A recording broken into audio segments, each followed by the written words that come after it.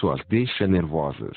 São como o gato Garfield. Todos nós somos eventualmente assim, mas, para alguns, em mais um estado permanente. E também, é óbvio, temos o oposto, as pessoas que estão sempre cheias de energia, perseverança e determinação. Elas correm 10 quilômetros até o trabalho, chegam à empresa com um sorriso enorme meia hora antes de todo mundo aparecer e quase nunca deixam de jogar a sua partida de squash na hora do almoço. E, no fim do dia, correm de volta para casa. Tive um colega assim. Ele tinha, ou tem, 6 filhos. Naquela hora em que ele ficava sozinho na empresa, todos os dias, depois de ter chegado ao trabalho correndo de bicicleta atrás, ele editava os vídeos da família gravados no fim de semana, incluindo menus de DVDs e faixas de áudio extras. Ele não tem nada de Garfield, está mais para o coelho da Energizer. Garfield e o coelho da Energizer podem não se dar bem. Talvez você seja uma dessas pessoas que chegam ao trabalho explodindo de energia. Se encontrar um colega sonolento e introvertido, cuja aprovação você precisa desesperadamente para um projeto, pode ser uma boa ideia desacelerar um pouco. Não tente ser entusiasmado por vocês dois, ao menos em princípio. Se você aparecer com cumprimentos efusivos e der um tapa forte nas costas dele, fazendo com que ele derrame café na mesa, é quase certo receber um não. O contrário também se aplica. Se você for uma dessas pessoas vagarosas e cautelosas, pode dar um jeito de ficar mais acelerado. É provável que a sua letargia incomode as pessoas mais energéticas ao redor. Felizmente existe um jeito fácil de fazer isso. Exercício de energia. Você lembra como usou a linguagem corporal para causar mudanças positivas no seu amigo quando ele estava triste? Funcionou porque os nossos estados físicos e mentais estão conectados. É possível usar o mesmo princípio para mudar o seu próprio humor ou nível de energia. Simplesmente comece a agir como se você fosse mais energético ou alegre. Imagine o rosto que teria, como sentaria, ficaria de pé ou moveria o corpo se tivesse muito mais energia do que tem agora. No começo você pode se sentir meio estranho, mas logo notará que de fato você está mais energético e positivo do que antes. Deixe as reações corporais que você for capaz de controlar, o que estiver fazendo com os seus músculos e movimentos, ativarem processos no seu cérebro, finja até conseguir. Basicamente, ou, como disse o psicólogo americano William James, na virada do século passado, a ação parece seguir o sentimento, mas na verdade ação e sentimento andam juntos. E, regulando a ação, que está sob o controle mais direto da vontade, podemos regular indiretamente o sentimento, que não está. Então, a melhor maneira de ficar feliz quando não se está é sentar como se não estivesse se preocupando com nada, olhar ao redor com um rosto feliz, agir e conversar como se estivesse feliz. Não é muito difícil descobrir os níveis de energia. É mais uma questão de senso comum do 29. Que análise detalhada para a adaptação das suas ferramentas de comunicação, muito embora os resultados sejam os mesmos. É claro, lembre-se do que eu ensinei sobre observar, acompanhar e estabelecer empatia. 8 horas da manhã realmente é o momento certo para mostrar o seu maravilhoso relatório, cheio de boas ideias. Você poderia marcar a reunião para depois do almoço, quando sabe que a outra pessoa será mais receptiva. Se isso não funcionar, você precisa ter o cuidado de se apresentar de um modo que combine com o humor da pessoa. Caso contrário, você pode se deparar com uma resistência ferrenha. Não que as suas ideias não sejam boas, mas porque os seus níveis de energia não estão combinando com a pessoa com quem você está conversando. Fale de modo convincente, seja coerente nas suas palavras e atitudes quando nos comunicamos. Provocamos estados emocionais diferentes na pessoa, independentemente da nossa vontade. Pode acontecer intencionalmente, como aquelas situações em que dizemos algo para alegrar, irritar ou surpreender alguém. Veja exemplos de expressões com as quais desejamos uma resposta emocional. Você sabia disso? Não suporto o Mel Gibson. Sabe o que aconteceu depois? Amo você. Também pode acontecer sem intenção, como situações nas quais o que dizemos desencadeia associações emocionais na pessoa com quem conversamos sem que percebamos. Como vai?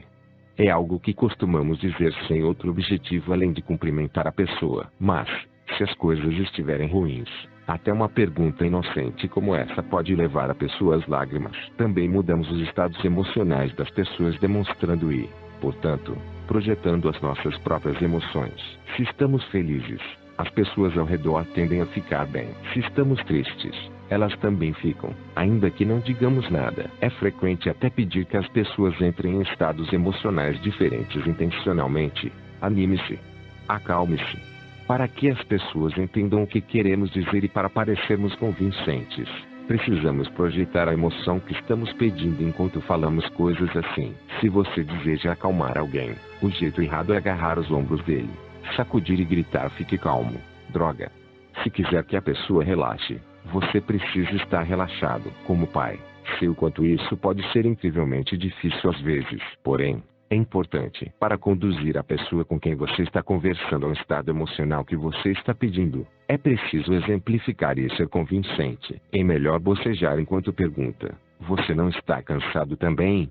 Do que dizer isso enquanto faz ginástica. Pelo menos se o seu objetivo for provocar cansaço. Se quiser acalmar alguém, é preciso irradiar calma. Não fale muito alto. Evite inquietações e não deixe de respirar profundamente. Não no alto do peito. Se deseja que alguém se sinta confiante, não basta apenas falar sobre ser confiante. É preciso agir de modo confiante. Agindo assim, você também oferecerá uma sugestão muito clara, ou seja, uma proposição ou instrução dada para iniciar o processo na mente inconsciente da pessoa. Mais adiante esmiuçarei essa engenhosidade. Não se trata apenas de mostrar. Você promove a compreensão do que está falando de modo direto e emotivo, e mostra que não é tão difícil conseguir ficar assim. Estabelecendo uma compreensão emocional, você também cria uma experiência íntima e pessoal do mesmo sentimento na pessoa com quem estiver se comunicando. Falar sobre algo. 30. Significa relacionar-se a isso em âmbito externo e analítico, mas entendê-lo emocionalmente é uma experiência interna e pessoal. Experiências internas sempre são as mais fortes. Pense na diferença entre falar sobre um abraço amoroso e receber um abraço amoroso. O que você prefere? Se houver desarmonia entre as palavras ditas e o que é comunicado pela linguagem corporal e tom de voz,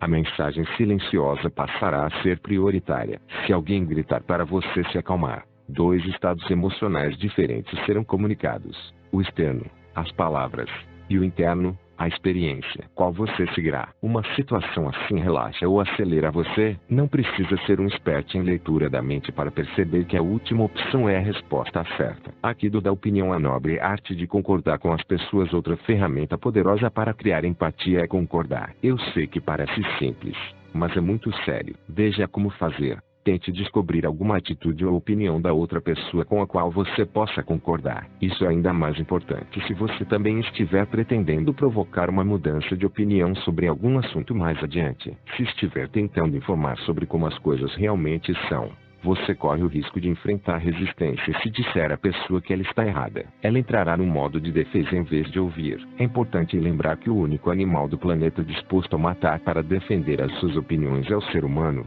A pior coisa que você pode fazer se quiser convencer alguém a adotar as suas opiniões é confrontá-lo diretamente. A empatia diz respeito a permitir que a pessoa com quem se comunica perceba que você a entende, que você é como ela. Isso se aplica às opiniões também. É claro que não se deve fazer isso a ponto de trair os seus valores e princípios. Porém, em geral, há algo com o qual você pode concordar. Se você conhecer alguém numa negociação em que as suas posições sejam diametralmente opostas, talvez vocês gostem de barcos, pelo menos, ou de jogar World of Warcraft. Ainda que você pense que a outra pessoa não entendeu nada da questão em discussão, ou simplesmente está louca, é sempre possível concordar que se você estivesse no lugar dela, ou seja, se você também não tivesse entendido nada. Mas é lógico que nunca se fala isso. Você se sentiria como ela, mesmo se estiver lidando com um verdadeiro escroque. Ainda é verdade que eu faria o mesmo se fosse você. A simples palavra "se eu estivesse na sua situação", pensaria como você pode operar maravilhas para a empatia. Se você pensar bem, realmente fica óbvio que se você fosse a outra pessoa, você faria o que ela está fazendo. Mas isso não é recebido assim. Mais exatamente, interpretamos como um indício de que alguém nos entende. Encontrar algo com o qual concordar, e partir daí, é o mesmo tipo de princípio que você usaria na arte marcial do Aikido. Se tentar obstruir as opiniões da pessoa, afirmando você está errada, você iniciará um combate mental que acabará sendo exaustivo e improdutivo para vocês dois. Contudo, ao dizer "eu me sinto como você", você se aproxima. Você teria despendido todos os seus esforços para conter a energia da pessoa, mas agora pode usá-la para impulsionar vocês dois na direção de um destino diferente. Você adota o papel de seguidor em vez de apresentar um obstáculo. A pessoa com quem você conversa não se importará, porque agora, de repente, Vocês passaram a trabalhar juntos em busca de uma meta comum, em vez de lutar para determinar quem está certo. Existe empatia. Vocês estão no mesmo lugar e compartilham a mesma compreensão. O Aikido consiste em não obstruir o ímpeto do seu adversário, mas sim usá-lo para derrubar o próprio adversário, se necessário. Shakespeare para presidente. A nossa realidade é constituída, em grande parte, talvez inteiramente, traço pelas nossas ideias do que é verdadeiro. Manipular as crenças de uma pessoa significa, portanto, influenciará. 31. Realidade dela. Políticos hábeis sabem disso há muito tempo. Quando se está na oposição, é sempre melhor começar concordando com a opinião mais popular antes de formular as mudanças para melhor que você gostaria de acrescentar. Na peça Júlio César, de Shakespeare, Brutus, o homem mais próximo ao ditador romano, é acusado de assassinar César, um crime do qual ele é culpado. Até tu, Brutus. Mas, no funeral de César, Brutus profere um discurso apaixonado que convence as pessoas de que o seu ato havia sido bom. Independentemente do quanto Brutus amava César, ele percebeu que o governo desorientado de César estava arruinando todos. Apesar de entender as consequências para si mesmo, pessoalmente, ele decidiu que essa era a única solução. O seu crime hediondo foi motivado pelo seu amor por Roma, não por ódio contra César. As pessoas simplesmente amam alguém assim, então ficam preparadas para perdoá-lo. Marco Antônio, porém, está de sobreaviso e também tem um discurso preparado para o funeral. Ele quer que Brutus seja condenado por assassinato, então prefere falar por último, o que lhe dá a oportunidade de ouvir o que Brutus tem a dizer antes. Quando chega a vez de Marco Antônio, ele inicia o discurso com uma declaração surpreendente. Ele concorda com todos, enaltecendo Brutus como um homem honrado. Depois de esclarecer a todos que está de acordo com eles, o palco está montado para a retórica de Marco Antônio. Durante o discurso, ele usa argumentos emotivos inteligentes para levar os ouvintes a concluir que o assassinato foi injustificado e que o assassino deve ser banido. Se ele tivesse começado afirmando isso, que era a sua verdadeira opinião sobre a questão, ninguém teria escutado. Então, em vez de obstruir e se tornar um obstáculo, ele começa concordando para conseguir assumir o papel de seguidor. Marco Antônio deveria ter sido faixa preta no Aikido da opinião e, com habilidades retóricas desse nível, Shakespeare, que escreveu tudo, deveria ter entrado para a política. Primeiro concorde, depois conduz. Em resumo, não se deve trair os próprios valores e princípios ao usar o Aikido da opinião. Você também não deve precisar mentir. Toda a empatia deve estar pautada na sinceridade. Às vezes não há problema em descobrir valores ou opiniões comuns, mas existem situações em que pode ser muito mais difícil. Em negociações e debates, pressupõe-se que partes diferentes tenham opiniões opostas. Se você discordar muito da questão em discussão ou negociação, pode ser uma boa ideia encontrar outra questão onde exista um denominador comum. Se você não encontrar nenhum denominador comum, o que pode acontecer se estiver discutindo com alguém cabeça dura, você pode dizer: se eu fosse você, estaria me sentindo da mesma maneira. Também estaria chateado por causa das mentiras que contaram. Naturalmente, isso é sempre verdade. Se você fosse a outra pessoa, é claro que se sentiria assim. Se alguém irromper na sala com uma nuvem negra de raiva pairando sobre a cabeça, der um soco na mesa e gritar: isto é inaceitável. O melhor a fazer é levantar, deixar de lado ruidosamente o que estiver fazendo e falar bem alto: concordo. Entendo completamente porque você acha inaceitável. Se eu fosse você, acharia o mesmo. Ou seja, use o Aikido da opinião, além de corresponder à linguagem corporal, tom de voz e nível de energia. Em seguida, depois de diminuir um pouco o volume e o ritmo da sua voz e talvez até sentar-se na beira da mesa, continue: mas sabe de uma coisa? Acho que dá para resolver. Você começa a conduzir, tanto em direção a um estado emocional mais adequado quanto a uma nova abordagem ou ideia que você tenha e que possa mudar a ideia que a pessoa tem da situação, além de estabelecer uma base sólida para resolverem o problema juntos. É uma ótima forma de extinguir o fogo de pessoas com temperamento inflamado. Quem está irritado procura oposição, uma briga, e deseja que alguém entre na sua frente para poder jogar a própria raiva. Aceitando a raiva, afirmando que ele tem o direito de estar bravo e concordando com ele, você pode subjugar a raiva dele rapidamente. A sua meta é, como sempre acontece na empatia, Permitir que a outra pessoa perceba que, 32, você a entende, que você sente o mesmo e é igual a ela. Assim, ela também estará muito mais disposta a ouvir as suas sugestões. Se você aparentar estar no mesmo lugar, a pessoa fará um esforço maior para enxergar o valor das suas ideias, já que este é um jeito de manter a empatia. Se eu estivesse na sua situação, eu me sentiria exatamente assim, simples assim. Kung Fu da opinião, estilo e no ataque, mas oculto conectando afirmações diferentes. Uma técnica simples para uma concordância aparente para levar as pessoas a aceitar argumentos possivelmente duvidosos é usar a palavra em vez de mas. A palavra mas sinaliza a reserva, enquanto conecta frases e afirmações. A função conectiva do I é tão forte que não faz diferença se as duas afirmações conectadas de fato se contradizem. Bons políticos aprenderam como usar ligações com E. Compare estas duas situações, em que a Agneta, que é política, começa a conquistar rapidamente alguns pontos populistas, falando sobre algo que todos consideram importante.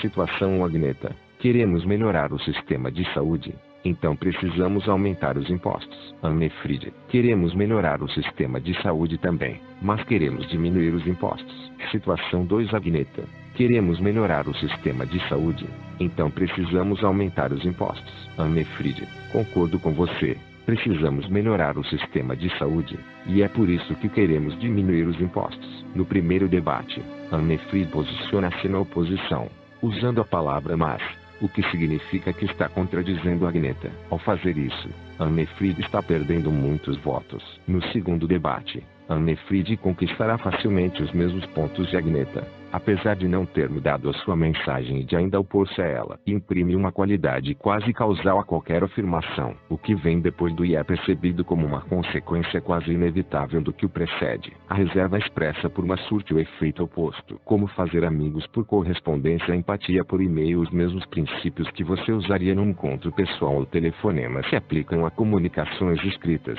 que vêm se tornando cada vez mais importantes na vida das pessoas graças a novas tecnologias como e-mails, mensagens de texto e salas de bate-papo. A principal diferença é a impossibilidade de se adaptar a fatores como linguagem corporal ou ritmo da fala. Entretanto, ainda assim é possível acompanhar as experiências, opiniões e expectativas da outra pessoa, até mesmo na escrita. Você pode tentar acompanhar o tom ou humor também. A pessoa do outro lado é séria, despreocupada, formal ou informal. A redação consiste em frases longas ou curtas, vários parágrafos curtos ou um parágrafo longo, e o uso de linguagem pessoal, como jargão ou expressões estrangeiras. Consegue identificar alguma palavra de transe? Descubra a forma de expressão que a pessoa está usando e adapte-se a ela o máximo possível. Se receber este e-mail, e aí? Tudo certo pra festa? Vai rolar, /sa você não deve responder assim: oi, Samus, 33. Investiguei a questão e concluí que a solução mais eficaz seria marcar o encontro para tarde. Por favor, dê-me um retorno, como você desejar, confirmando se a proposta está de acordo com a sua agenda. Atenciosamente, Henrique Fechels. Uma resposta mais adequada seria: oi, pode ficar para sexta à tarde. Isso é especialmente importante em casos de comunicação por e-mail. O e-mail não substituiu, como previam, as cartas, pelo menos não em termos de como usamos para a comunicação. Mais exatamente, o e-mail substituiu os telefonemas. Ao enviar e-mails, nós nos expressamos de modo muito próximo ao modo como falamos. O problema é que a fala é inteiramente dependente do uso que fazemos da voz e do rosto, ou até do corpo, para fazer sentido. Precisamos do tom da voz, ritmo, entonação mais forte ou mais suave no fim das frases, ênfase a usar as sobrancelhas, movimentos da cabeça, etc.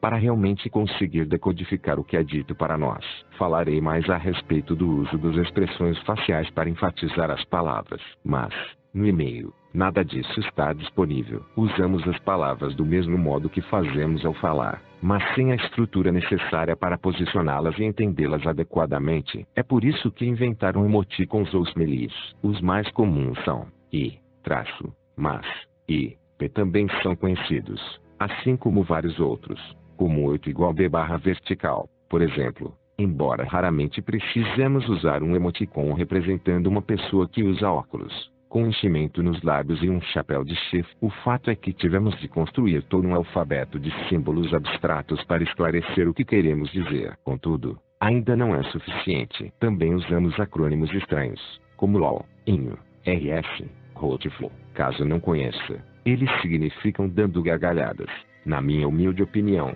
risos e rolando no chão de tanto rir, respectivamente, etc. Para garantir que as pessoas não levem uma piada a sério nem achem que estamos tentando aparecer, usar as mesmas palavras, frases e descrições da outra pessoa torna-se vital, porque não é apenas um jeito de estabelecer empatia, mas também de criar algum nível de compreensão.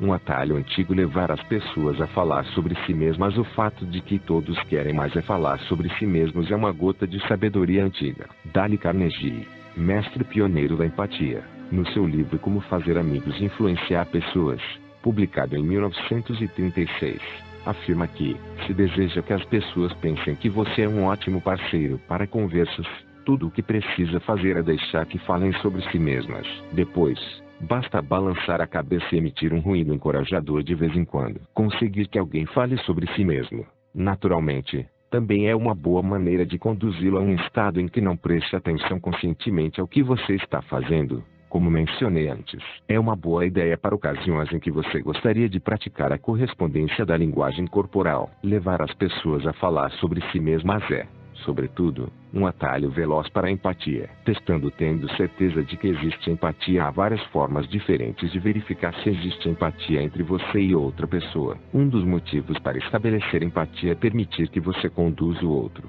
Então, por que não começar verificando se você consegue fazer isso? Mude algo na sua linguagem corporal ou no ritmo da fala e veja se a outra pessoa acompanha você. Se ela estiver acompanhando, fará 34. Mesma mudança. Quando existe empatia, vocês têm turnos conduzindo e acompanhando um ao outro. Se a pessoa com quem você estiver estabelecendo empatia não o acompanhar quando você tentar conduzi-la, volte a acompanhá-la e restabeleça o relacionamento. Depois, espere uma oportunidade nova para começar a conduzir. A maioria das interações envolve acompanhamento e condução constantes, indo e voltando, até que as duas partes cheguem a um acordo.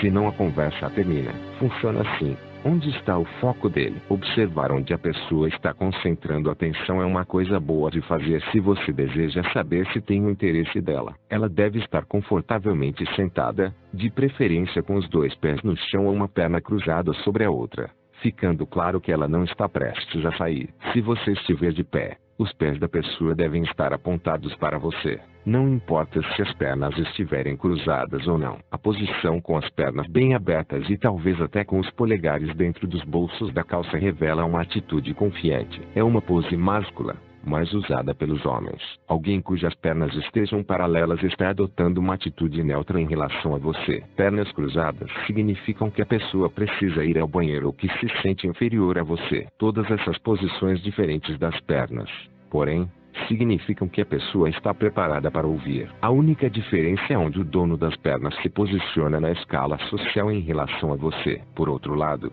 uma posição de cowboy, com uma perna levemente curvada e o pé apontando para o lado, indica que a pessoa já está se distanciando mentalmente de você. Confiante, neutro, inferior, distanciamento. 35. Este é um momento Tai Chi congelado. A pessoa na última figura começou a transferir o peso para uma perna, começou a se mover e congelou no meio do caminho. Não fique tão confuso simplesmente por ficar de pé com uma perna na frente da outra. Costumamos fazer isso, mas mantemos o nosso centro de gravidade atrás. Nesse caso, o centro de gravidade moveu-se para a frente. A pessoa está parada no momento, mas, quando o movimento terminar, o centro de gravidade será movido através da perna. A perna será esticada e ela se afastará. Isso não significa necessariamente que essa pessoa tenha se cansado da sua companhia. Apesar de poder significar isso, apenas significa que, em algum ponto da mente dela, ela começou a considerar o que fazer a seguir. Talvez ela esteja com pouco tempo ou tenha notado outra pessoa com quem deve falar enquanto tem a oportunidade, etc. Não importa o quanto essa pessoa queira continuar ouvindo você, você não dispõe mais da sua atenção exclusiva. Então faça um favor a ela e acabe a conversa assim que for possível. Seja lá o que você fizer, não tente explicar alguns pontos finais importantes no fim da conversa. Provavelmente ela não lembrará deles. Se ainda tiver coisas importantes a dizer, é melhor guardá-las para a próxima vez em que se encontrarem. Então você deve terminar rapidamente e marcar outro encontro para ter certeza absoluta de que o foco da pessoa está em você. Ela deve estar olhando nos seus olhos enquanto você fala e não olhando para além de você, para suas orelhas ou rastreando a sala em busca de saídas de emergência, tanto físicas quanto psicológicas. Se você estiver sentado, uma pessoa interessada também se inclinará levemente na sua direção. Observe as pupilas. Você também pode observar o tamanho das pupilas das pessoas. Pode parecer difícil ficar de olho em coisas assim, porém é mais fácil do que você imagina. O que você está buscando são mudanças no tamanho da pupila. Quando algo nos interessa, as nossas pupilas se dilatam. É claro que as pupilas também são afetadas pela luz e escuridão. Em locais escuros, precisamos de mais luz para conseguir ver. Então as nossas pupilas se abrem mais. O fato é que só é preciso que você esteja vestindo roupas escuras ao conversar com a pessoa para que as pupilas dela se expandam. Então, pupilas dilatadas não significam necessariamente que exista empatia ou que alguém esteja interessado em você. Pode não passar de uma reação à iluminação ou uma indicação de que ela está bêbada como um gambá. Por exemplo, o que você de fato procura são mudanças. Se vir as pupilas de alguém dilatarem ainda que as condições do ambiente, como a iluminação, sejam as mesmas, é sinal de que ela ficou mais interessada e envolvida no que você está falando. Não sei se é verdade, mas muitos livros descrevem como os mercadores de jade na China antiga começaram a usar óculos escurecidos com fuligem para esconder as pupilas. A tradição exigia barganha e pechincha ao comprar pedras preciosas e, se notassem que o comprador estava particularmente interessado em certa pedra, é claro que o preço seria maior. Exercício da pupila. Comece a conversar com alguém sobre algo terrivelmente chato, como o enguiço da máquina copiadora do seu escritório. Observe o tamanho das pupilas da pessoa nesse ponto. É o tamanho neutro, causado pelas condições de iluminação. Agora, mude o assunto e fale sobre algo que você sabe que interessa muito a pessoa. Os filhos ou o barco dela. Observe a dilatação óbvia das pupilas que ocorre à medida que ela se interessa mais pela conversa. É como ver a lente de uma câmera se abrir. Então as pessoas tentavam controlar o próprio comportamento o máximo possível. Mas 36. Coisa que sempre traiu o interesse do comprador é o tamanho das pupilas. Quando descobriram, os mercadores de jade chineses começaram a usar óculos escuros. Recentemente, os jogadores de pôquer descobriram o mesmo truque. Quando assistir a um dos grandes campeonatos na televisão, veja quantos jogadores na final usam óculos escuros. Outros acessórios populares são lenços e chapéus. Não importa o quanto seu rosto de pôquer seja bom,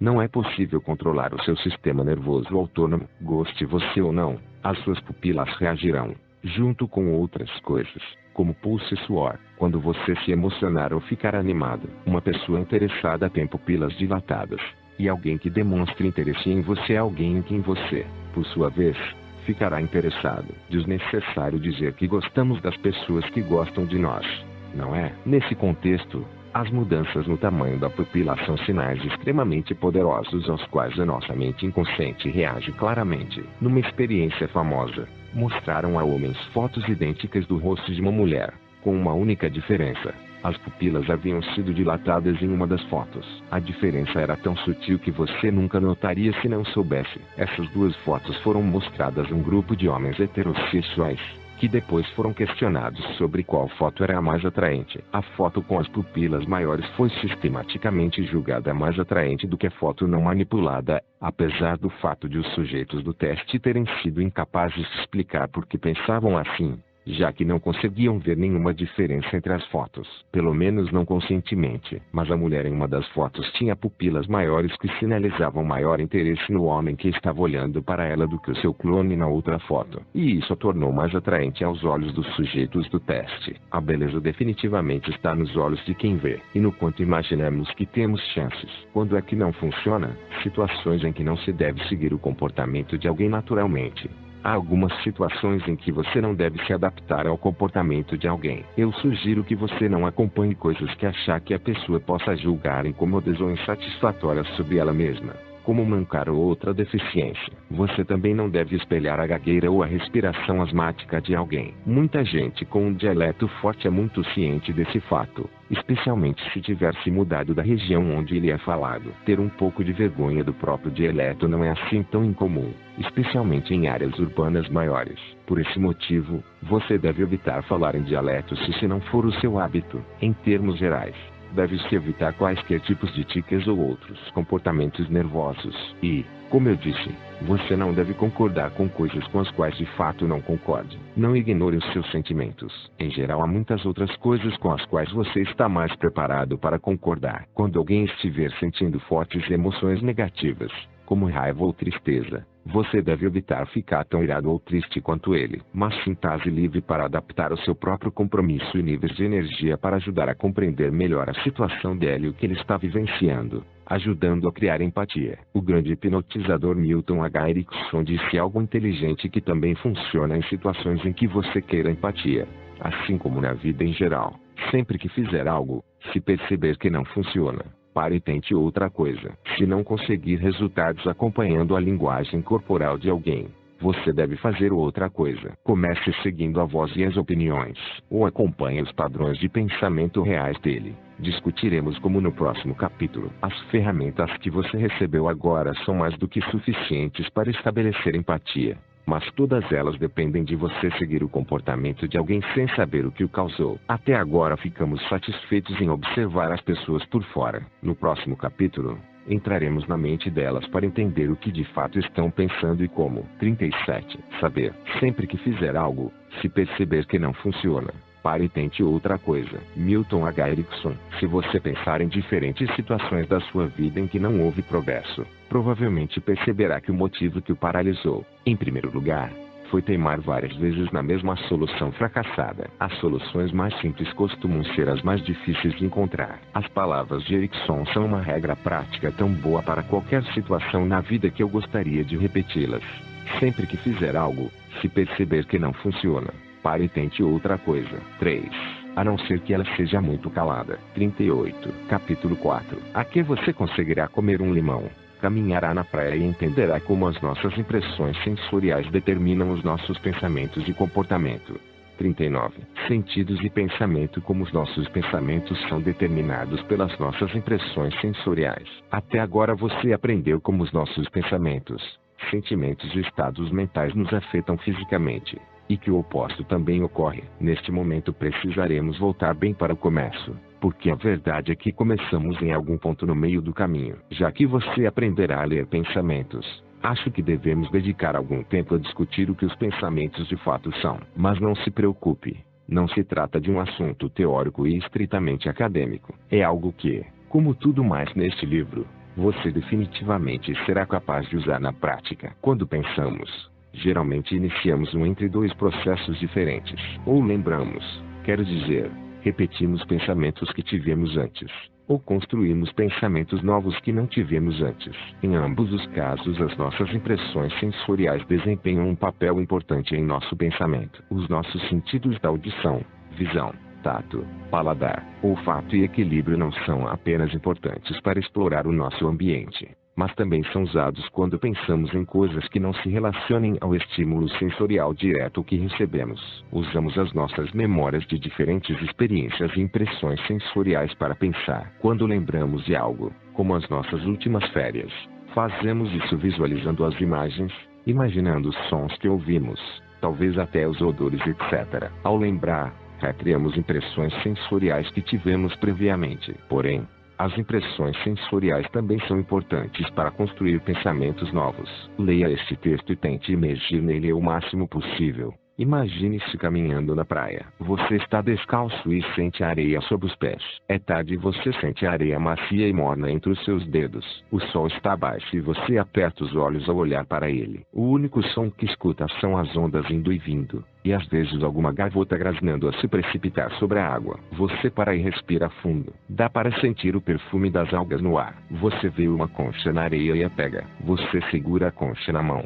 tocando a sua superfície áspera e branca com o polegar. Você guarda a concha no bolso e retoma a caminhada. Agora você começa a ouvir o murmúrio de vozes e risadas, e, na luz à sua frente, você vê as silhuetas de pessoas sentadas em um restaurante ao ar livre. Você começa a sentir o cheiro da comida e percebe que está com fome. A sua boca começa a salivar. Então você aperta o passo à medida que os odores e ruídos crescem. Se você tiver de fato imergido na história, provavelmente conseguiu ouvir as ondas arrebentando, sentir a areia entre os dedos e inalar o perfume das algas. Pode até ser que a sua boca tenha salivado no final. Tudo isso, apesar de nunca ter passado por uma experiência exatamente igual à que eu descrevi. Como não é possível lembrar, precisa ser construído. Para entender a história, você montou um quebra-cabeça com peças de outras memórias parecidas. Você já segurou uma concha, então sabe o que se sente. Você conhece o cheiro de algas, mas talvez nunca tenha caminhado numa praia ao pôr do sol e não disponha dessa memória. Então criou a partir de imagens que viu, histórias de outras pessoas,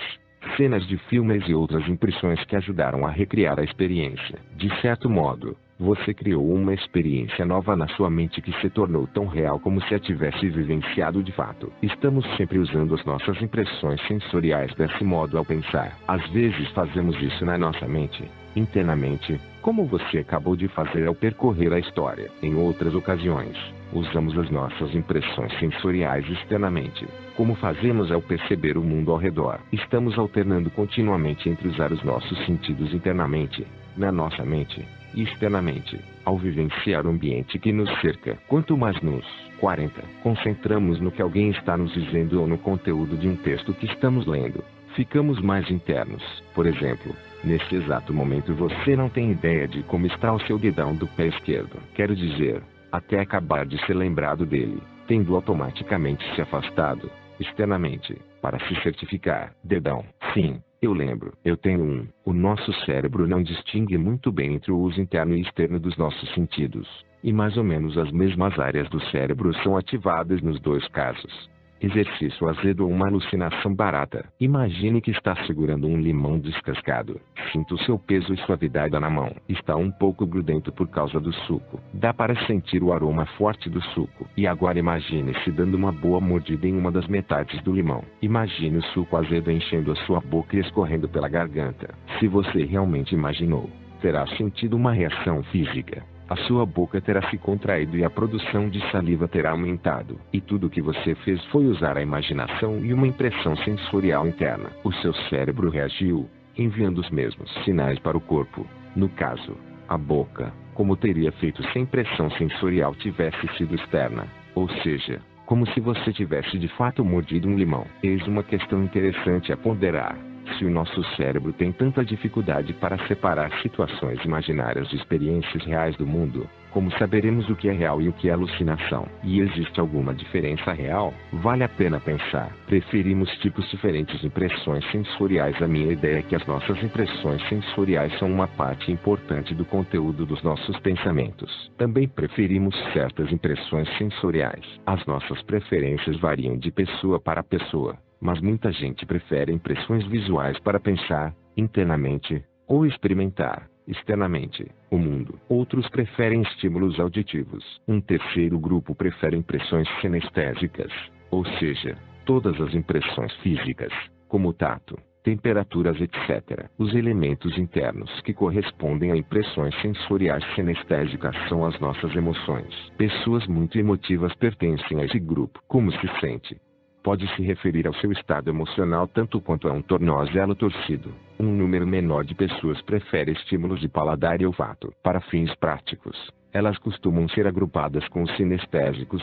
Porém, finalmente, há um grupo de pessoas que não prefere nenhuma das impressões sensoriais mencionadas ao pensar no mundo. Elas usam a dedução e princípios lógicos, e gostam de deliberar com cuidado, até mesmo debatendo consigo mesmas. Costumam ser chamadas de pensadoras binárias ou digitais, já que para elas tudo se divide em certo ou errado, sim ou não, preto ou branco. Raramente existe meio termo. Eu me refiro a elas como neutras, já que não dependem de estímulos externos como os grupos visual, auditivo ou sinestésico. É claro que todos nós usamos todas essas impressões sensoriais, mas em graus maiores ou menores. Um dos nossos sentidos é dominante, então nós usamos na maior parte das vezes. Os outros são usados para verificar se alguma informação fornecida pelo nosso sentido dominante ou primário é correta. Também variamos na forma como priorizamos os nossos sentidos e no peso que damos a eles. Algumas pessoas são extremamente visuais, por exemplo, pautando-se quase inteiramente nas suas experiências visuais, quase não usando os outros sentidos. Outros são principalmente auditivos, mas usam as impressões visuais quase com a 41 mesma intensidade. Outros são principalmente visuais, mas usam as memórias, primeiro as emotivas e depois as auditivas, para embasar e verificar as experiências visuais, e por aí vai. Sentidos diferentes tendem a resultar em modos diferentes de pensar. É interessante saber isso. Dependendo de qual impressão sensorial prefiramos, compreendemos o mundo de um certo modo, que pode diferir do modo pelo qual os outros compreendem o mundo. Consideramos coisas diferentes importantes e nos comunicamos de formas diferentes, dependendo de quais impressões sensoriais usamos para interpretar o mundo ao redor. Se você souber um jeito fácil de descobrir quais impressões sensoriais alguém prefere, também conseguirá entender consideravelmente como ele pensa, como prefere se comunicar e o que é importante ou desinteressante para ele. Ter esse tipo de conhecimento sobre os outros melhorará imensamente a sua capacidade de ler mentes, sem falar nas suas habilidades empáticas. Agora mostrarei o caminho das pedras, olhando ao redor movimentos dos olhos e impressões sensoriais na neurociência. Já se sabe que, ao pensar, ativamos partes diferentes do cérebro e, dependendo de qual parte estiver sendo ativada, os movimentos dos nossos olhos serão de um jeito. Essa conexão chama-se LEM, ou movimento ocular lateral. No fim da década de 1970, o estudante de psicologia Richard Bandler e o linguista John Grinder formularam uma teoria para algo que chamaram de EAC, sinais para acesso ocular. Eles já haviam entendido que as impressões sensoriais eram muito importantes para os nossos processos de pensamento, e então concluíram que é possível afirmar quais impressões sensoriais são ativadas pela observação dos movimentos oculares. O modelo EAC é assim: construindo a imagem lembrando a imagem, construindo o som lembrando o som. 42. Sentimento e tato, sinestésico, falando consigo mesmo, neutro. Esse modelo se aplica à maioria das pessoas, mas há exceções, como as pessoas que são imagens espelho dele. Aqueles que não seguem esse sistema sempre terão o seu próprio modelo, contudo, e é muito fácil descobrir com a ajuda de algumas perguntas de controle. Falarei mais a respeito adiante. Observe que estou usando a palavra modelo aqui porque se trata, necessariamente, de uma simplificação e generalização. Se, depois de algumas perguntas de controle, você perceber que a pessoa com quem estiver conversando não parece seguir o modelo, não use. Lembre-se das palavras de Erikson: se não funcionar, faça outra coisa. Apesar disso, o modelo EAC é muito útil na maioria das vezes, e a questão de estar ou não de fato correto fica à parte, não nos interessando agora. Contanto que o modelo funcione, realmente parece existir sentido naquele ditado antigo sobre os olhos serem as janelas da alma, ou as janelas da mente, pelo menos, o que o modelo diz. Então, as pessoas que pensam em imagens olham para cima e para a esquerda quando estão lembrando, e para cima e para a direita quando estão construindo imagens novas na mente. Um exemplo de um pensamento novo, construído e baseado em uma imagem, seria imaginar o quadro Mona Lisa pintado por uma criança de 5 anos. O olhar para pensamentos auditivos é direto para os lados, para a esquerda. No caso de memórias, quando você está pensando sobre o que alguém disse a você, para a direita. No caso de pensamentos novos, quando você imagina o que gostaria que alguém dissesse a você, sensações físicas e emoções localizam-se para baixo e para a direita. Infelizmente, não há separação entre memória e construção nesses tipos de experiências. Quando aqueles que pensam, pessoas neutras ou digitais, falam consigo mesmos para resolver problemas lógicos, olham para baixo e para a esquerda. Se perguntar a uma amiga como foram as suas férias e ela primeiro olhar para cima e para a esquerda, e depois rapidamente para baixo e para a direita, você saberá que ela primeiro está lembrando como pareceu e depois confirmando essa lembrança ao lembrar como se sentiu. Kevin Gunn, especialista americano em linguagem corporal, recentemente expressou suas dúvidas sobre o modelo EAC, apesar da sua reputação de 30 anos. Num estudo, ele chegou à conclusão de que o modelo não se baseia em como os movimentos dos nossos olhos de fato são usados. Pessoalmente, tudo o que posso fazer é julgar o modelo com base nas minhas próprias experiências de uso, que foram mais do que satisfatórias. O Gunn pode estar certo. Não importaria, de qualquer maneira. Como expliquei no início, não precisamos nos preocupar tanto com o que de fato é verdade em algum aspecto ou outro. Tudo o que nos preocupa é o que funciona. O teste da Vinci. Exercício. Teste o modelo EAC e descubra se funciona. Pode ser agora. Fixe os olhos num ponto para cima e para a esquerda, tentando visualizar a famosa pintura da Mona Lisa. Você a viu muitas vezes, mesmo. 43. Se nunca tiver dedicado uma atenção especial, tente incluir o máximo possível de detalhes. O rosto, as roupas, cores, detalhes de fundo, etc. Faça isso durante 20 ou 30 segundos. Conseguiu? Muito bem. Apague a imagem da sua mente. Agora fixe os olhos para baixo e para a direita e faça o mesmo. Tente imaginar a Mona Lisa. Como você acabou de fazer isso? Não deveria haver nenhuma dificuldade para visualizar de novo. Porém é muito mais difícil desta vez. Não é? Isso acontece porque a parte visual do seu cérebro não está sendo ativada também. De modo simples, não guardamos imagens para baixo e para a direita, e sim para cima e para a esquerda. Perguntas de controle para saber se o modelo EAC realmente se aplica a alguém. Você pode fazer perguntas de controle para provocar na pessoa pensamentos sobre impressões sensoriais específicas, e depois olhar para os olhos dela enquanto ela responde. Veja alguns exemplos de perguntas de controle. Memória visual: como é o carpete da sua sala? Qual é a cor do seu carro? Descreva a aparência do seu melhor amigo. Construção visual: como você ficaria com cabelo longo? Curto. Imagine a sua casa pintada com listras. Como você escreveria o seu nome de cabeça para baixo? Memória auditiva: como começa a sua música favorita? Imagine o som do seu despertador disparando. Você se lembra exatamente do que ela disse antes de sair. Construção auditiva: você consegue imaginar a voz de Barack Obama após ingerir hélio? Que tipos de vozes você acha que o gordo e o magro tinham? Como ficaria a voz de Bruce Springsteen embaixo da água? Memória sinestésica: você lembra como fez calor no último verão? Qual é o cheiro de meias velhas? Imagine-se comendo um limão, falando consigo mesmo. Diálogo interno. Pergunte a si mesmo se costuma falar sozinho. O que você diz quando está sozinho e algo dá errado?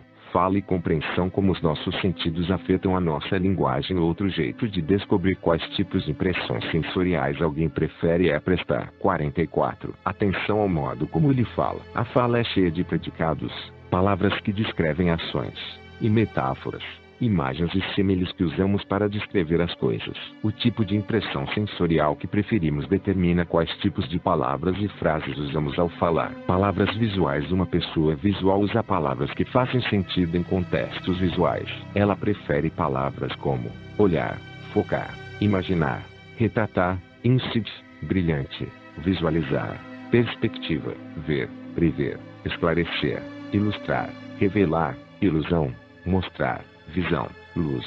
Usa expressões como: preciso olhar mais de perto. Veja o que você quer dizer. Quero ver você. Mostre-me o que você quer dizer. Daqui a 10 anos você vai olhar para trás e rir. O futuro parece brilhante. Ela é uma pessoa colorida, sem sombra de dúvida. Isso matizou as suas opiniões.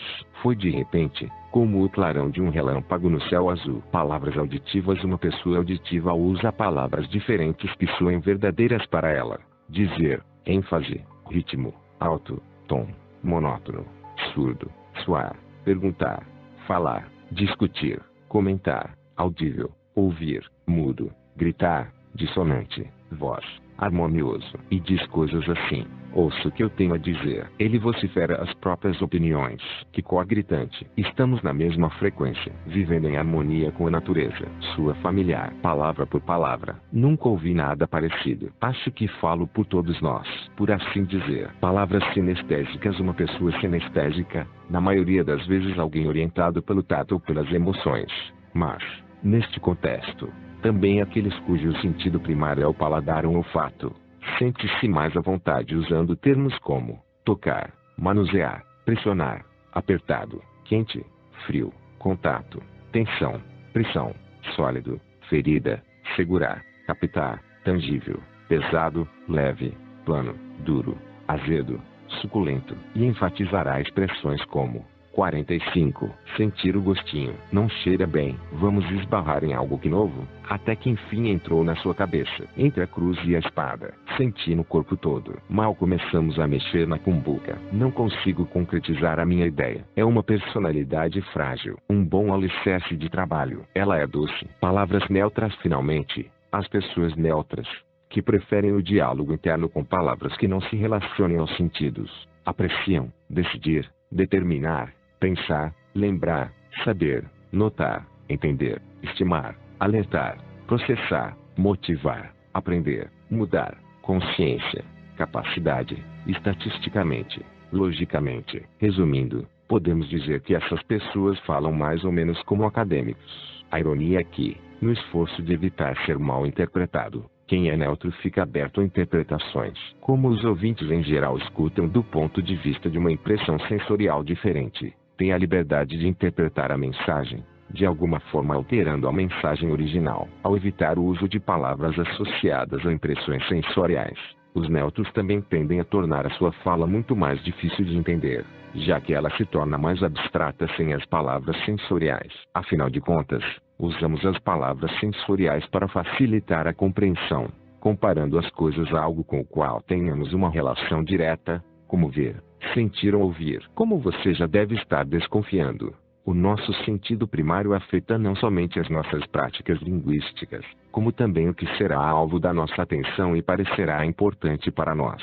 Se uma pessoa visual, uma pessoa auditiva e uma pessoa sinestésica fossem a um concerto juntas, e perguntássemos a sua opinião, a conversa seria algo assim: você consegue adivinhar quem é quem? Produziram arranjos novos para todas as músicas. Muito interessante. A amplificação do som estava ótima, mas não precisava ser tão alto.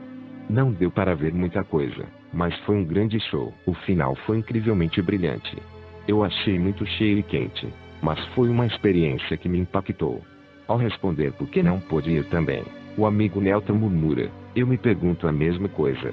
Os nossos sentidos determinam quem somos, até mesmo coisas básicas sobre nós mesmos, como a profissão que escolhemos, são afetadas por quais sentidos primários temos. Os arquitetos precisam ser bons na visualização de modelos tridimensionais complexos. Para tanto, precisam de um sentido visual bem desenvolvido. Praticamente todos que trabalham no rádio são pessoas auditivas. Um bom atleta precisa ser sinestésico para ter o tipo certo de consciência do próprio corpo. Pessoas neutras ou internas dão bons advogados. Os estudos referentes às profissões que as pessoas escolhem mostram que não se trata de mera teoria interessante, e sim de um fato. 46. Coisas e experiências completamente diferentes podem ser importantes na vida de uma pessoa visual, ao contrário de uma pessoa sinestésica ou auditiva. O conhecimento do sentido primário da pessoa com quem você se comunica pode ser usado para adaptar o que se diz a ela. Descubra que tipo de impressões sensoriais ela prefere e use as palavras que ela usa. Uma pessoa visual deve ser questionada se viu as vantagens. Alguém auditivo precisa ouvir todos os benefícios e uma pessoa sinestésica precisa saber se ela se sente bem. Use metáforas e descrições do mesmo modo e assegure-se de falar sobre os tipos de coisas que você sabe que são importantes para ela. Em outras palavras, as coisas que ela foca, ouve e intensifica. Com uma pessoa visual, você deve falar em imagens, pintando quadros de futuros brilhantes.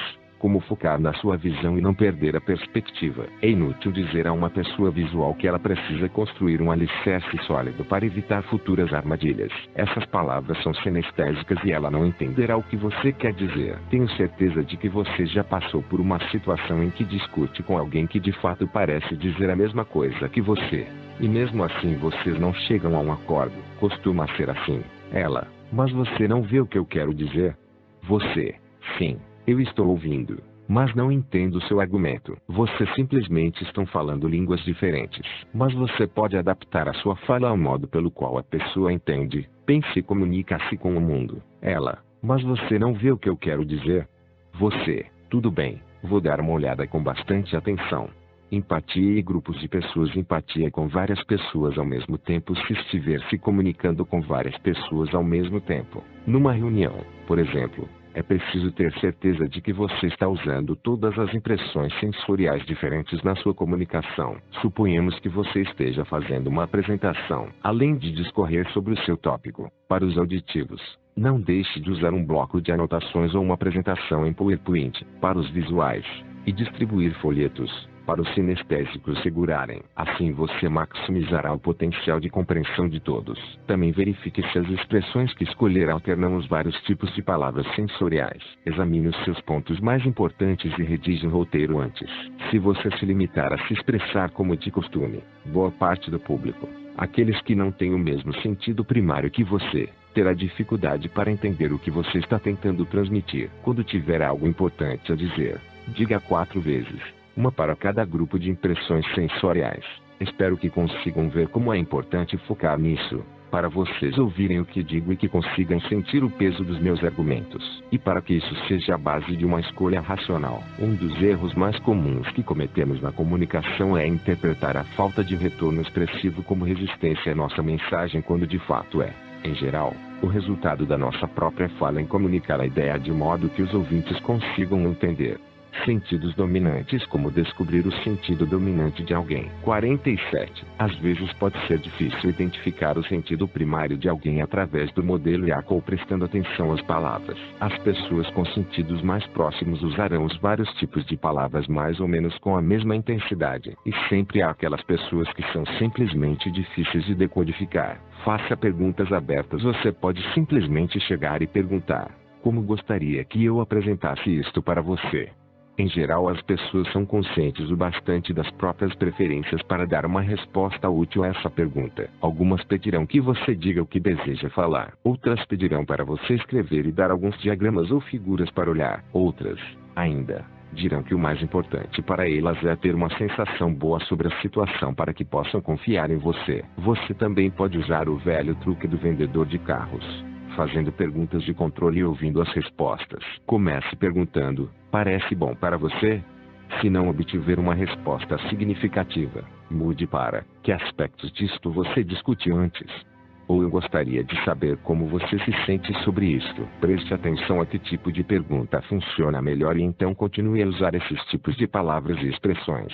Atributos físicos. Certos atributos físicos estão ligados às impressões sensoriais favoritas. Quero deixar algo bem claro: o que você está prestes a ler inclui algumas generalizações muito amplas. Esses atributos são mais aparentes em pessoas com sentidos primários extremamente dominantes, mas também funcionam muito bem como modelo para uma primeira impressão rudimentar de alguém antes de se ter tempo para observá-lo mais de perto. Pessoas fortemente visuais preocupam-se muito com a aparência das coisas, especialmente a aparência de si próprias. Observam muito as cores, formatos e iluminação. Uma pessoa muito visual tem um ritmo rápido. Como as imagens surgem com mais rapidez do que as palavras, uma pessoa visual precisa falar rápido para acompanhar o ritmo, e em geral faz isso com uma voz límpida e razoavelmente forte. O ritmo acelerado da sua fala, por sua vez, provocará uma respiração mais acelerada, no alto do peito, já que ela nunca tem tempo para descansar adequadamente. A linguagem corporal acompanhará as palavras,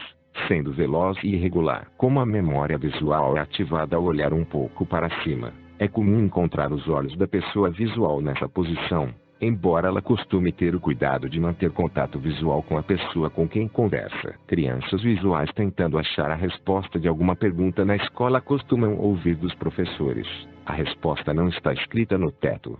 É claro que isso impede que elas consigam responder a pergunta, já que passam a olhar para frente. Uma pessoa extremamente tonal ou auditiva pensa no mesmo ritmo em que fala, o que significa que ela tem um ritmo mais lento do que alguém visual. Ela se move com foco, mas de modo relaxado, e os gestos em geral serão produzidos próximos à região do tronco. Por usar memórias auditivas ao pensar, também será facilmente distraída por ruídos. Se você começar a conversar com uma pessoa tonal que esteja tentando entender algo, ela provavelmente perderá o fio da meada. Como eu, por exemplo. Se alguém falar comigo enquanto eu estiver medindo as colheradas de café, com certeza estragará o café da tarde. Uma pessoa auditiva costuma inclinar a cabeça enquanto pensa, como se estivesse ouvindo algo. Respira com o diafragma e fala melodicamente, com voz rítmica e variada. Uma pessoa fortemente sinestésica é muito ciente de como se sente, tanto por dentro quanto por fora. Os tipos de coisas às quais um sinestésico presta atenção são o sol ofuscando os olhos, o assento muito duro para sentar e o conforto da sua jaqueta, ou que está um pouco quente,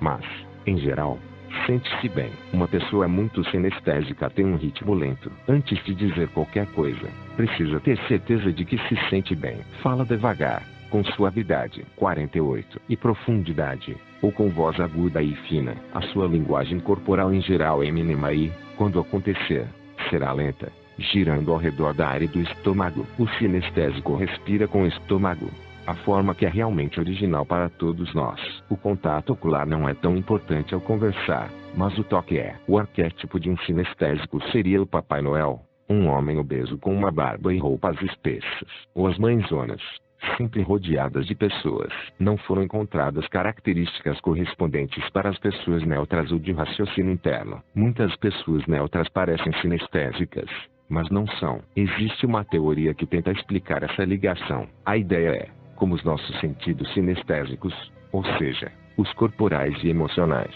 são alguns dos primeiros que desenvolvemos, e o pensamento abstrato, o sentido neutro, surge muito tempo depois. Algumas pessoas neutras podem ter sido sinestésicas em princípio. Um trauma emocional durante os primeiros anos de vida teria causado o bloqueio das emoções, ocultando-as atrás de um muro de raciocínio abstrato e estritamente lógico. Até onde sei, essa teoria ainda não foi provada. Observe o ritmo. O que a seção anterior quer dizer, em suma, é que, simplesmente prestando atenção ao ritmo da fala e linguagem corporal, é possível obter uma indicação de qual é o sentido primário, provavelmente até mesmo antes de se ter a chance de acompanhar, olhar ou ouvir palavras específicas. O oposto também se aplica. Se você souber qual é o sentido primário, terá uma boa ideia do ritmo que a pessoa exibirá na respiração, fala e movimentos. Uma pessoa visual tem um ritmo rápido, um sinestésico é lento e um auditivo é meio termo. Saber isso também significa que você sabe o que fazer. Depois de um pouco de prática, você também conseguirá seguir os movimentos oculares da outra pessoa enquanto ela pensa. Se os olhos de alguém visual estiverem apontados para cima e para a direita ao descrever algo para você, você pode espelhar o processo de pensamento dele e mover os seus olhos do mesmo modo. Isso dará a você a sensação de estar vendo a mesma imagem que ele. Do mesmo modo, você pode ouvir os mesmos sons ou tentar sentir a mesma coisa que a pessoa estiver ouvindo ou sentindo. Não prestamos uma atenção consciente a isso, mas fica registrado inconscientemente e fortalece o sentido de entrosamento e empatia. Se você entender qual tipo de impressão sensorial a outra pessoa prefere, entenderá o que ela está tentando dizer para você, adaptando a sua escolha de palavras ao modo pelo qual a pessoa pensa e percebe o mundo. Você pode se expressar sem nenhum perigo de ser mal compreendido. Sobretudo, você vai se expressar como ela e falar sobre os tipos de coisas que ela julga expressivos. Isso mostra a ela que vocês pensam do mesmo modo, ao mesmo tempo em que propicia a você um insight fantástico e íntimo sobre o funcionamento dos processos mentais dela. Eu disse para você acompanhar o comportamento externo, como a linguagem corporal, tom da voz, ritmo e níveis de energia, para estabelecer a empatia. Com o seu novo conhecimento sobre os sentidos dominantes e o modelo EAC, você pode até mesmo se adaptar ao modo pelo qual a outra pessoa pensa. Talvez você ache que esse é o máximo que um bom leitor de mentes pode ser, mas não para por aqui. Existe outra coisa que afeta os nossos processos mentais, as nossas emoções. O nosso estado emocional do momento exerce impacto sobre o que pensamos e também determina o modo pelo qual interpretamos as nossas experiências, como os nossos encontros com outras pessoas, por exemplo. Felizmente, assim como acontece com a linguagem corporal e os sentidos primários, também podemos observar o que os outros estão sentindo, até mesmo quando eles se esforçam ao máximo para esconder. No próximo capítulo ensinarei como fazer isso, o que diferentes expressões emocionais significam e o que fazer ao identificá-las. 49. Capítulo 5. Aqui as emoções são desromantizadas. Somos atacados por um tigre e estudamos atentamente uma miríade de movimentos musculares. 50. Emoções. Como sempre revelamos as nossas emoções. As nossas emoções são uma parte importante de quem somos. Costumamos permitir que elas controlem as nossas decisões e ações. Ou seja, nem sempre fazemos as coisas porque devemos. Às vezes somos levados pelas nossas emoções. Ou pelo menos é assim que racionalizamos o nosso comportamento depois do fato. Às vezes nem estamos conscientes das emoções que estamos tendo. Porém, infelizmente para nós, leitores de mentes, os seres humanos sempre revelam as próprias emoções, mesmo que não queiram ou desejem ocultá-las. A compreensão de como os outros filtram e interpretam as próprias experiências e impressões compõe uma grande parte da leitura da mente. Os sentidos dominantes são uma das chaves necessárias para desvendar esses segredos. Ser capaz de ver qual é o estado emocional da outra pessoa é outra parte importante da charada. De novo, consentimento. O que é exatamente uma emoção? Todos sabem o que é uma emoção até serem solicitados a defini-la. Beverly Fair e James Russell. Antes de estudar as expressões faciais reais envolvidas, acho que seria bom esclarecer o conceito de emoções primeiro. O que é exatamente uma emoção? Foram sugeridas muitas teorias sobre as nossas emoções e a sua origem. O que foi estabelecido é que todas as pessoas têm as mesmas emoções básicas, que são deflagradas pelas mesmas coisas. Emoções como mecanismo de sobrevivência. A causa mais comum de uma emoção é um sentimento ou uma crença de que estamos sendo ameaçados em termos da nossa segurança pessoal ou do nosso bem-estar geral. Uma teoria conhecida supõe que a sua origem se caracteriza por mecanismos de sobrevivência biológicos, que são atalhos que se sobrepõem a deliberações racionais em situações em que não há tempo bastante para entender as coisas adequadamente. Em certas situações, precisamos ser capazes de reagir de imediato, automaticamente, apenas para sobreviver. Se você fosse um homem de idade da pedra e precisasse efetuar uma análise intencional de todas as implicações de um tigre enorme pronto para dar o bote, além de considerar as suas opções diferentes para se livrar da situação, você viraria comida de tigre. A ideia é que estamos sempre, inconscientemente, rastreando o ambiente em busca de certos eventos e sinais. Se um sinal específico for observado, isso deflagra uma emoção que está conectada a esse sinal específico. Uma mensagem é transmitida